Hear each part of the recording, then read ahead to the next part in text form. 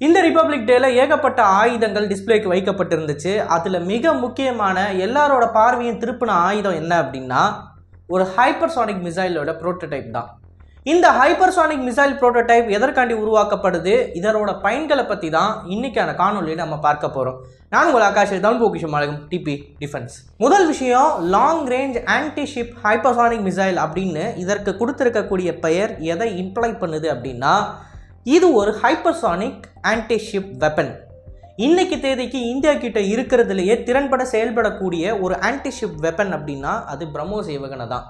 எந்த ஒரு போர்க்கப்பலாக வேணாலும் இருக்கலாம், அதோட டிஃபென்சஸை தாண்டி தாக்கக்கூடிய கேப்பபிலிட்டி அப்படின்றது இந்த பிரம்மோஸ் ஏவுகணைக்கு இருக்குது. வெறுமன ஒரு பிரம்மோஸ் ஏவுகணையை ஏவிட்டு அதை அந்த கப்பலை காலி பண்ணிடும் அப்படின்னு சொல்லி நம்ம நினைக்க முடியாது. இன்றைக்கு உள்ள காலகட்டத்தில் இன்னைக்கு உள்ள காலகட்டத்தில் ரொம்ப அட்வான்ஸ்டான ஆன்டி மிசைல் கவுண்டர் மெஷர்ஸ்ன்றது பல கடற்படைகளால் இன்கார்பரேட் பண்ணப்பட்டுக்கிட்டு வருது. அப்போது ஒரு 3-4 பிரம்மோஸ் ஏவுகணையை நம்ம ஒரே நேரத்தில் அனுப்புகிறோம், இல்லை அப்படின்னா ஒரு 6, 7, 8ன்னு சொல்லி பிரம்மோஸ் ஏவுகணைகள் அனுப்பினோம்னா அந்த கப்பலால் தற்காத்து கொள்ள முடியாது. அதோட எல்லா ஆன்டி ஏரியல் வார்ஃபேர் ஆசட்ஸை பயன்படுத்தினாலும் பிரம்மோஸை அவங்களால ஒன்றுமே பண்ண முடியாது. ஸோ இன்றைக்கி தேதிக்கும் பிரம்மோஸ் ஏவுகணை ஒரு பெஸ்ட் ஆன்டிஷிப் வெப்பனாக இருக்குது. இதிலேருந்து இன்னொரு 5 இல்லது 10 வருஷத்துக்கும் பிரம்மோஸ் ஏவுகணை தான் சுப்பீரியராக இருக்கும். டாமாஹாக் மாதிரியான அமெரிக்காவோட க்ரூஸ் ஏவுகணைகள் இன்னும் கொஞ்ச நாளில் லேசர் வெப்பனோ இல்லை அப்படின்னா சிறிய ஆன்டி ஏர் வெப்பன்ஸ், இன்றைக்கி தேதிக்கு ரொம்ப பெரிய ஆன்டி ஏர் மிசைல்ஸை பயன்படுத்திக்கிட்டு இருக்கோம். நம்ம ஒவ்வொரு மிசைலோட காஸ்ட்டும் சுமாராக 2.6 to 1 மில்லியன் கிட்ட வரும். அவ்வளோ காஸ்ட்லியான ஆசட்ஸை பயன்படுத்தாமல் கூடிய சீக்கிரம் இன்னொரு 5-6 வருஷத்தில் ரொம்ப சீப்பாக உருவாக்கப்படக்கூடிய ஏவுகணைகளை பயன்படுத்தி நம்ம இந்த ஏவுகணைகளை இடைமறுத்து அளிக்க முடியும். ஸோ அந்த மாதிரி ஒரு சிஸ்டம் கிரியேட் ஆயிடுச்சு அப்படின்னா டாமாஹாக் மாதிரியான க்ரூஸ் மிசைல்ஸ் எல்லாம் பார்த்தீங்கன்னா வேஸ்ட்டாக போயிடும்.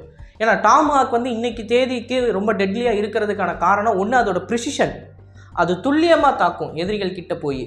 இன்னொன்று அதை அதிகப்படியாக அமெரிக்கன் பேட்டில் ஷிப்பில் வச்சுருக்காங்க அப்படின்றது தான்.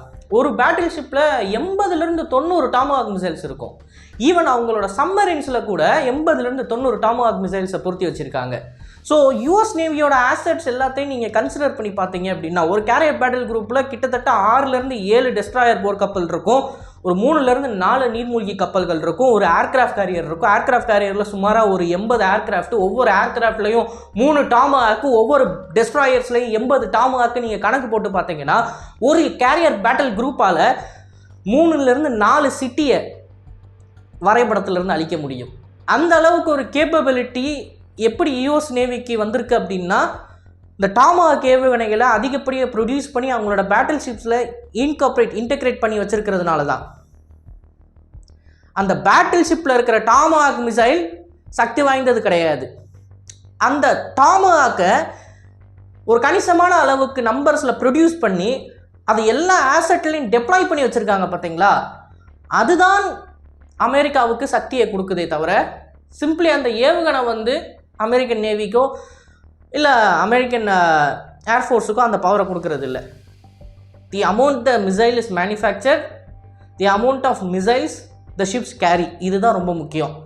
அதன்படி பார்த்தீங்க அப்படின்னா இந்தியாவில் இருக்கக்கூடிய டெஸ்ட்ராயர் போர் கப்பல்களில் சுமாராக 16 பிரம்மோஸ் ஏவுகணைகளை நம்மளால் கொண்டுட்டு போக முடியும். நம்மளோட இந்திய கடற்படையோட ஆசட்டை பார்த்தோம் அப்படின்னா MiG-29 கேஸ் இருக்குது. அந்த MiG-29 கேஸில் ஒரு பிரம்மோஸை கூட இன்டெகிரேட் பண்ண முடியாது. ஸோ இந்தியாவோட கேரியர் பேட்டில் குரூப்பை கம்பேர் பண்ணி பார்த்தோம் அப்படின்னா மிஞ்சி போனால் ஒரு 100 பிரம்மோஸ் ஏவுகணை எடுத்துகிட்டு போனால் பெரிய விஷயம். ஒரு கேரியர் பேட்டில் குரூப்பில் நான் சொல்கிறது 100 பிரம்மோஸ் ஏவுகணை எடுத்துகிட்டு போனால் பெரிய விஷயம். ஆனால் யூஎஸ் நேவி ஒரே ஒரு டெஸ்ட்ராயரில் 80-90 டாமாஹாக் எடுத்துகிட்டு போக முடியும். ஸோ இதை தான் நம்ம ஃபோக்கஸ் பண்ணி ஆகணுமே தவிர, அதாவது பிரம்மோஸ் ஏவுகணையோட ஃபுல் பொட்டன்ஷியல்லே நம்ம இன்னும் பிரம்மோஸ் ஏவுகணையை யூஸ் பண்ண ஆரம்பிக்கல. டாமாஹாக் அதோட டெக்னாலஜி நீங்கள் யோசிச்சு பாருங்களேன். சப்சானிக் க்ரூஸ் மிசைல் வெறும் 800-900 கிலோமீட்டர் வேகத்தில் தான் பயணிக்கும் அந்த ஏவுகணையால். அதோட வாரட் பெய்லோட் கெப்பாசிட்டி ரொம்ப பெருசு, அதெல்லாம் ஒத்துக்கிறேன். இருந்தாலும் 800-900 கிலோமீட்டர் தான் அதனால் பயணிக்க முடியும். நத்திங் ஸ்பெஷல் அபவுட் இட், அதில் எதுவுமே சிறப்பாக இல்லை. ஆனால் பிரம்மோஸ் அப்படி கிடையாது. மாக் 3.5 கடைசியில் ஒரு மெனியர் பண்ணும். அண்ட் அதில் இருக்கிற சீக்கர்ஸ்லாம் இன்னோஸாக இந்தியாவில் ப்ரொடியூஸ் பண்ணுறது, ஒரு அந்த என்ஜின் டெக்னாலஜி அதெல்லாம் ரொம்பவே அட்வான்ஸ்டு. இன்னொரு 10 வருஷத்துக்கு அந்த மிசைலை நம்ம தங்குத்தடையின்றி பயன்படுத்தலாம். இந்த டெக்னாலஜியால் அந்த மிசைலை ரீப்ளேஸ் பண்ண முடியாது.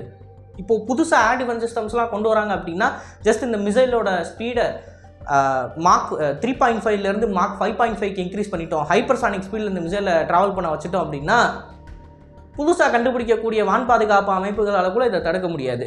அப்படிப்பட்ட ஒரு போர்ட்டண்ட்டான ஒரு ஆசெட் நம்மக்கிட்ட இருக்குது. அந்த ஆசெட்டை எல்லா ஆசெட்டுக்கும், அதாவது அந்த போர்க்கப்பலாக இருக்கலாம், இல்லை ஏர்க்ராஃப்ட் கேரியரில் இருக்கிற விமானங்களாக இருக்கலாம், இல்லை நீர்மூழ்கி கப்பல்களாக இருக்கலாம், இது எல்லாத்துலேயும் முதல்ல இன்டெகிரேட் பண்ணணும். ஃபஸ்ட்டு இருக்கிற ஆசெட்டை வந்து நம்ம எல்லாத்துக்கும் சப்ளை பண்ணி அதை ஒரு போர்ட்டண்ட்டான வெப்பனை பயன்படுத்தணும். 100% பிரம்மோஸை முதல்ல நம்ம பயன்படுத்தணும். நம்ம பிரம்மோஸே 10% தான் பயன்படுத்திக்கிட்டு இருக்கோம். அப்படி இருக்கிறப்ப ஹைப்பர்சானிக் ஆன்டிஷிப் க்ரூஸ் மிசைல்லாம் எதுக்கு நமக்கு அப்படின்னு சொல்லி சில எக்ஸ்பர்ட்ஸ் கிளைம் பண்ணுறாங்க. இந்தியாவில் இருக்கக்கூடியவங்க இதை பற்றி பேச போகிறதில்ல, பட் ஃபாரின் அப்சர்வர்ஸ், வெளிநாடுகளில் இருக்கக்கூடிய திங்க் டேங்க்ஸ் எல்லாருமே இதுதான் பார்க்குறாங்க. நீங்கள் பிரம்மோஸை இன்னும் பெருசாக யூஸ் பண்ணலையே, எதுக்கு நீங்கள் அதுக்குள்ளே அடுத்த படிக்க தாவுறீங்க அப்படின்னு. ஸோ சிம்பிளான விஷயம் நான் சொல்லணும் அப்படின்னா, நம்ம பல வருடங்களாக டெக்னாலஜியில் கேட்சப் பண்ணல யாரையும். இப்போ தான் ஒரு சில வருஷங்களாக, அதுவும் கடந்த 15 வருஷமாக தான் நம்ம டெக்னாலஜிக்கலாக வெஸ்டர்ன் கண்ட்ரிஸை கேட்சப் பண்ணிக்கிட்டு இருக்கோம். இந்த கேட்சப் கேமில் வந்து நம்ம ஒரு சில படிகளை வந்து தாண்டி தான் போகணும். ஒவ்வொரு படியாக போனோம் அப்படின்னா நம்ம கூடிய சீக்கிரம் இவங்களோட லெவலுக்கு போக முடியாது. அதனால தான் நம்ம இப்போ இந்த ஹைப்பர்சானிக் க்ரூஸ் மிசைலை உருவாக்கியிருக்கோம். இந்த ஹைப்பர்சானிக் ஆன்டிஷிப் க்ரூஸ் மிசைலோட வேலை அப்படின்றது நாளையிலேருந்து ஏர்க்ராஃப்ட்ஸு கேரியர்ஸையோ இல்லை டெஸ்ட்ராயர்ஸோ அழிக்கிறது கிடையாது. நாளையிலேருந்து ஒரு 10 வருஷத்துக்குள்ளே இந்த ஆசெட் வந்து பிரம்மோஸ் வந்து எப்படி டிப்ளாயபிளாக இருக்குது, இன்றைக்கி தரையிலேருந்தும் அதை பறக்க விடலாம், வானத்திலேருந்தும் பறக்க விடலாம், கப்பல் அதுலேருந்தும் பறக்க விடலாம், நீர்மூழ்கி கப்பல்லேருந்தும் பறக்க விடலாம். அப்படி ஒரு ஸ்டேட்டில் இருக்குது பிரம்மோஸ் ஏவுகணை. அந்த மாதிரி இந்த ஹைப்பர்சானிக் ஏவுகணையை உலகத்தில் இருக்கிற மித்த நாடுகள் ஹைப்பர்சானிக் டெக்னாலஜியில் இன்வெஸ்ட் பண்ணி அவங்களோட ஆசெட்ஸில் இன்டெகிரேட் பண்ணுறதுக்குள்ளே நம்ம பண்ணுறதுக்கு உருவாக்கியிருக்கிற ஒரு ப்ரோட்டோடைப் தான் இது.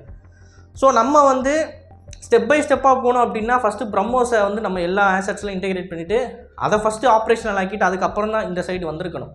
ஆனால் அது ஒரு பக்கம் நடந்துக்கிட்டு தான் இருக்குது. இப்போ தான் இந்திய கடற்படையிலேருந்து சுமாராக ஒரு 120 ஏவுகணைகளை ஒரே கப்பலில் சுமந்துக்கிட்டு போகிற மாதிரி 15,000 டன்னுக்கு ஒரு பேட்டில் ஷிப்பை டிசைன் பண்ணிக்கிட்டு இருக்கோம். அந்த டிசைன் கூட முடிஞ்சிருச்சு. இன்னும் 2லேருந்து 3 வருஷத்துக்குள்ளே அதோட கன்ஸ்ட்ரக்ஷன்ன்றது ஆரம்பிச்சிடும். ஸோ மீன்வைல் அந்த ஷிப்போட கன்ஸ்ட்ரக்ஷன் போய்கிட்டு இருக்கிறப்பயே ஃப்யூச்சர் பிளாட்ஃபார்ம்ஸை அட்ரஸ் பண்ணுற மாதிரி தான் நம்ம இந்த ஹைப்பர்சானிக் ஆன்டிஷிப் மிசைல் டெக்னாலஜியை உருவாக்கியிருக்கோம். ஸோ இது வந்து நாளைக்கே போய் நம்மளோட பேட்டில் ஷிப்ஸ்லேயோ இல்லை வந்து நம்மளோட கோஸ்டல் டிஃபென்ஸ்லேயோ வச்சு எதிரிகளோட ஷிப்பை டிஸ்ட்ராய் பண்ணுறதுக்கு பயன்படுத்த போகிறது கிடையாது. It's just a prototype. ஃப்யூச்சரில் இன்னும் 5 வருஷத்துக்கு அப்புறம் மித்த நாடுகள் வந்து ஒரு தொழில்நுட்பத்தில் போய் நிற்கிறாங்க இல்லையா, அந்த தொழில்நுட்பத்தை இப்போலேருந்தே நம்ம டெவலப் பண்ணிட்டு வரோம். கொஞ்சம் கொஞ்சமாக நம்மளோட ஆசெட்ஸ் எல்லாமே சரியாக பொருந்தி வர சமயத்தில், அதாவது இந்த 15,000 டன்னில் நம்ம கட்டிகிட்டு இருக்கோம் பார்த்தீங்களா டெஸ்ட்ராயர், இந்த டெஸ்ட்ராயர் வந்து சக்ஸஸ்ஃபுல்லாக டெப்ளாய் பண்ணப்பட்டு இது மாதிரி இன்னும் நிறைய டெஸ்ட்ராயர்ஸை நம்ம கட்டிக்கிட்டு இருக்கிற தருணத்தில் ஒரு டிமாண்ட் ஒன்று வரும் சர்ப்ளஸாக.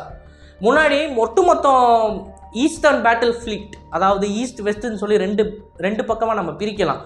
ஒரு ஏர்க்ராஃப்ட் கேரியர், 9 டெஸ்ட்ராயர், 2-3 சம்மரின்ஸ், இப்படின்னு சொல்லி பேட்டில் குரூப்பை வந்து நம்ம கம்பைன் பண்ண முடியும். So eastern battle fleet, western battle ஃப்ளீட்னு சொல்லி 2 பேட்டில் குரூப் இருக்கிறப்ப ஒரு பேட்டில் குரூப்பில் மிஞ்சி போனால் 120 பிரம்மோஸ் மிசைல், 130 பிரம்மோஸ் மிசைல் தான் இருக்கும்.